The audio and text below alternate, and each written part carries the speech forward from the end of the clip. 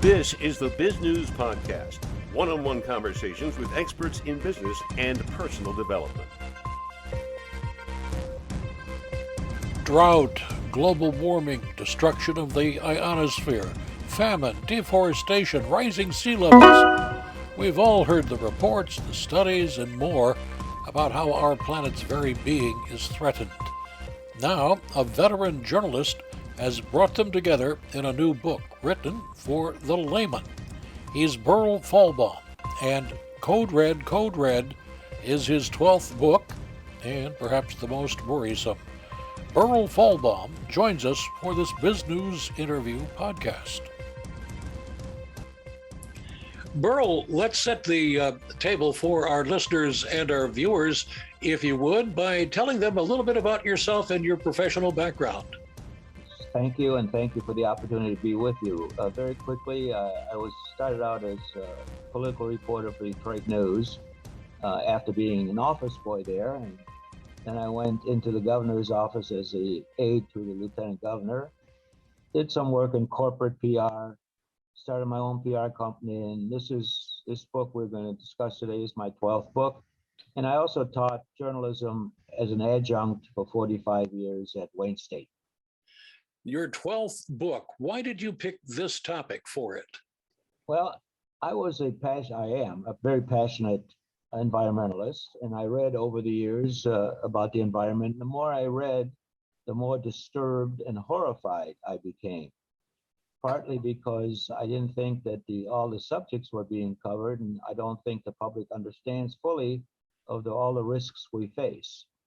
Most of the attention is devoted to climate change, which is important, of course, and global warming, but there are so many other dangers that the planet faces, and I was concerned that those weren't getting any attention at all.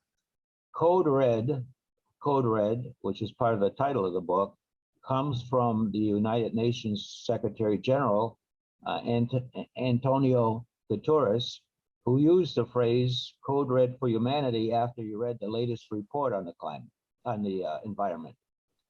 So I became concerned. I'm not a scholar. I'm a journalist and author, but I wanted to do a book for lay people from a layman. And what I did is I took roughly a little more than 10 topics and purposely did it very briefly each topic, so hopefully that lay people will read it, from coral reefs to clean water, rising seas, climate refugees. So that's what I did. The book is just a little over 100 pages, again, by design. I could have easily written a book of 1,000 pages or more, but I wanted to make it accessible to lay people who would be interested in this, but not necessarily need the science. So that outline very quickly is why I did this book. As you sit there in Michigan in early summer 2022, what do you see as the most critical of all the topics you covered? Well, it's hard to categorize them, but obviously global warming and climate change are probably at the top of the list. For obvious reasons, we're now experiencing tremendous consequences of having increased the temperature roughly from a little over 1 degree Celsius from pre-industrial levels, and the projections are that we'll hit 1.5 by 2050, and many scientists believe it'll go beyond that. So that's probably, if we had to categorize them, the most serious one. But there are so many other dangers, from rising seas, plastics, and we'll get into that as we discuss the book. But if I had to categorize, that's probably number one. One of the things that's, I hate to say surfacing, no pun intended, is the problem of pollution by plastics of most of our waterways. Talk a little bit about that. Absolutely. As we speak, 1 ton of garbage and plastic is dumped into the ocean every 4 seconds. Think of that, every 4 seconds. And the oceans are being contaminated. Projections are that by 2050, we will have more plastic than fish in the oceans.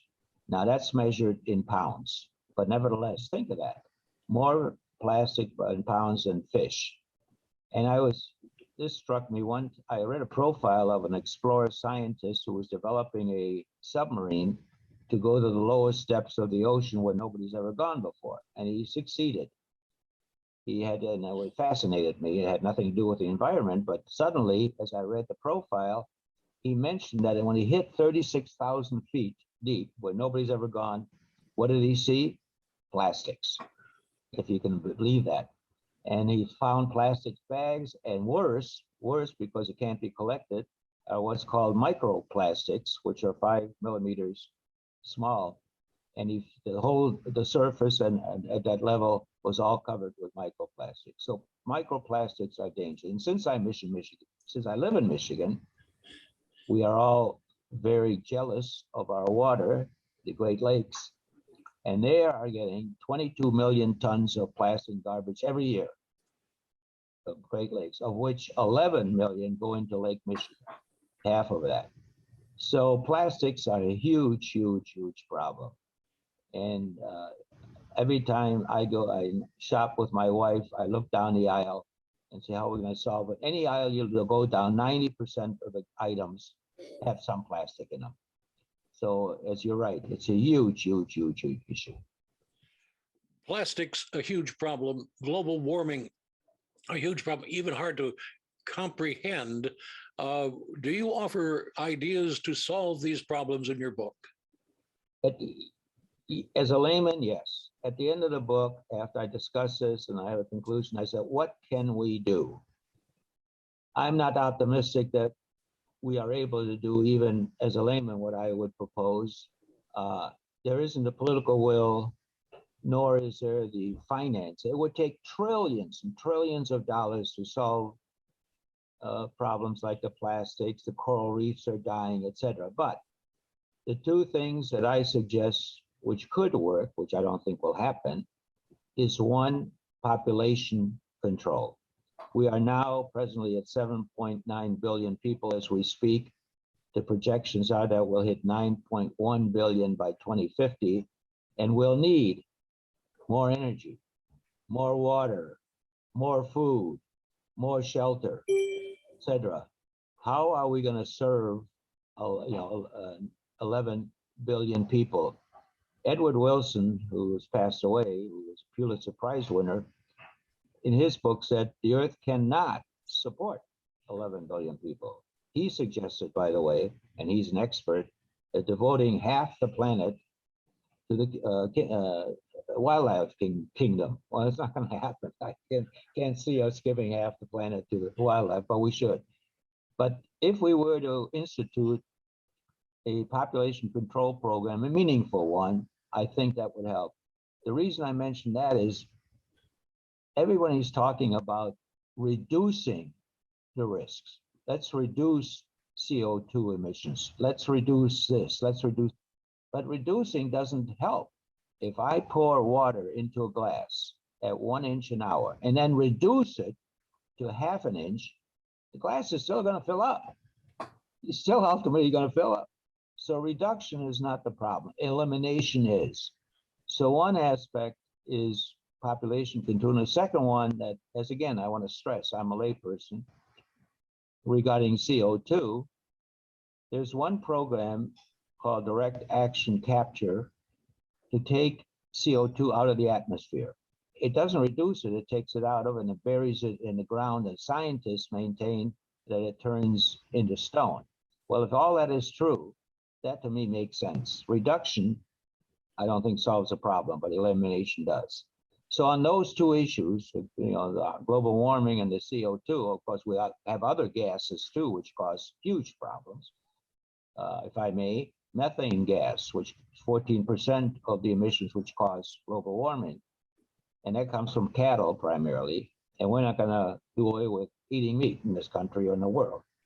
So the two that I suggest, which doesn't solve all of the problems, but might make a difference, again, I couch it saying I'm a layman, is population control and a massive direct action capture of CO2, which, by the way, at the present time is very, very expensive, up to $1,000 a pound, and I'm not sure we have the finances to do that. As you were researching your book, what surprised you the most of things that you found out? Well, actually, the depth of it, I guess, surprised me. I knew we had problems in all these areas, but I didn't know how serious it was. I knew we had problems with the rising seas. You know, we see stories all the time. There are 22 million what we now call climate refugees as we speak, and that number is supposed to be around 1 billion by 2050. So the surprise, to respond to your question, was not the problem itself, but the depth of all these problems. We have dead areas now in oceans where fish can't survive. I didn't know that, I mean, many of them. The garbage patches are forming on the oceans were much greater than I thought. There's one in the Pacific called the Great Pacific Garbage Patch, which is the size, get this, of twice the size of Texas. So again, I wasn't surprised by the problems, but the depth of them, and in my view, we have the inability to perhaps attack them as we should.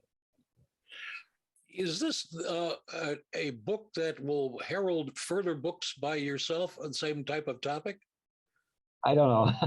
I don't know. I'm 83 years old and 3/4. And when you do a book, you have to commit 2-3 years of your life to it. And at this age, I'm not sure I want to. If something comes along that really interests me and attracts me, I may do another book. But it's the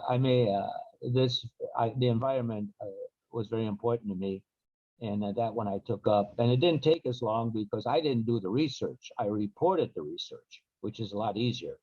I looked at all the reports and digested them and reduced them to the size I wanted. So I didn't have to do the original research. So if something comes along, if you have an idea, pass it along to me. Did you ever think when you were pounding a beat for the Detroit News that you would end up writing a book about what could be the end of the world? No. As a matter of fact, when I first started, I never thought I'd do a book. And the first book I did, which since you were with the Associated Press, and you remember a hangout that we had for journalists and politicians called the Anchor Bar, which was on near the Detroit News and the AP, which you worked for.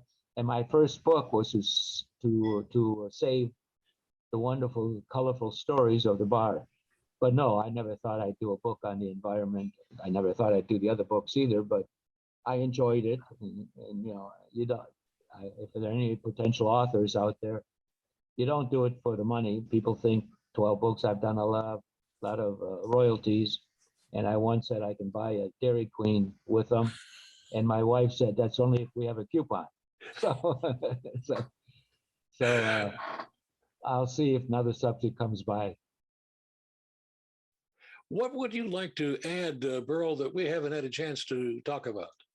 The only thing I'd like to add is, I guess, if people listening and start to take an interest in this, and I think that if we can get the public pressure, and I use it in the best sense of the word, for our leaders and the environmental leaders, our politicians, to start to respond meaningfully to the crisis we face, then perhaps I've achieved a little bit of what I try to do. I'd love to get the public, not just me, but there are others who've done much more comprehensive books, getting into the science, etc., which I did not do. I'd love to see a groundswell, if you will, around the world of people recognizing how important this is and put enough pressure, and I use it again in a well-meaning term, on our leaders to start to address this issue as it should be. Berl, tell our listeners and viewers again the name of your book. It's Code Red, How Destruction of the Environment Poses Lethal Threats to Life on Earth. And do you have a website or some way for people to get more information? Well, I don't have a website, but the book is available in two places. The ebook and soft cover is on Amazon.com, And they can also order the book by sending an email with a mailing address to climatebook@yahoo.com. climatebook@yahoo.com. Those are the two places. We're thinking about putting up a website, but right now, not yet. You've been watching the Biz News Podcast. We welcome your input. Send your email to editor@biznews.com. Thanks for watching.